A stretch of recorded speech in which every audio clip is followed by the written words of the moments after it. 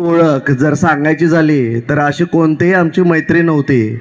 पण एक वेळ अशी घडली की 3 ते 4 वर्ष अगोदर एक व्यक्ती रक्ताच्या थारोळ्यात पडली होती. ॲक्सिडेंट झाला होता. मी गाडी माझी पार्क करतोय तोपर्यंत एक व्यक्ती त्या व्यक्तीला हातामध्ये घेतोय आणि रिक्षामध्ये घालतोय. तो दुसरा तिसरा कोणी नसून तो रोहित जगदाळे होते. आणि विशेष सांगायचं म्हणजे त्यांनी फक्त त्यांना उचललं नाही तर हॉस्पिटलमध्ये घेऊन सर्व खर्च केला. मी त्यांना विचारलं, रोहित दादा तुम्ही ओळखता का यांना? तर ते म्हणले, मी तर ओळखत नाही, पण एवढे फक्त ओळखतोय की हा व्यक्ती दुसरा नसून हा एक माणूस आहे आणि त्याला गरज आहे फक्त एका उपचाराची.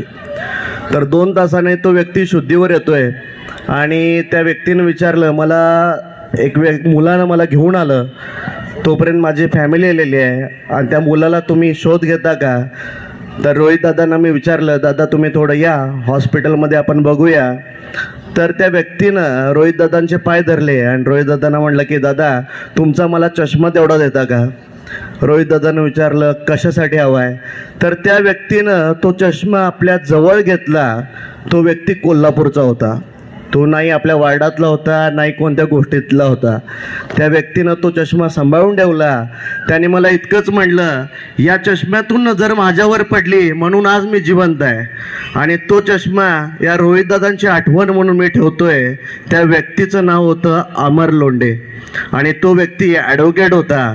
अशा या व्यक्तीला मदत करणारा आपला रोहितदादा जर आपल्या सगळ्यांच्या मध्ये असेल तर आपल्या वार्डाचा नक्कीच विकास होणार. पण आमची एक आशा आहे की पक्षाचा पाठिंबा तसा तुमच्या मागे आहे, तसा या जनतेचा पाठिंबा नक्कीच तुमच्या पाठीशी आहे. या सांगली जिल्ह्यामध्ये गेली 4 वर्ष झालं मी उद्योग मेळावे घेतोय. 3,500 पेक्षा जास्त उद्योजक तयार केलेत आणि 10,000 पेक्षा जास्त उद्योजक तयार करणार हा माझा निर्धार आहे. रोहित दादा, मी राजकीय कोणत्याही पक्षाशी जोडलेलो नाही, तरी देखील मी ठामपणे सांगतो, मी आणि माझा पूर्ण मित्रपरिवार आणि माझे उद्योजक जे माझ्यासाठी काम केले त्यांना मी आव्हान करतोय की आमचा प्रत्येक मत हे रोहितदादांच्या नक्कीच याच्यासाठी असणार. आणि निर्धार फक्त वार्डाचा नाही, निर्धार आपल्या प्रत्येक व्यक्तीचा आहे की मतदान घरातून आपल्याला जायचं आहे आणि फक्त रोहितदादांकडे बघून करायचं आहे. चल नमस्कार.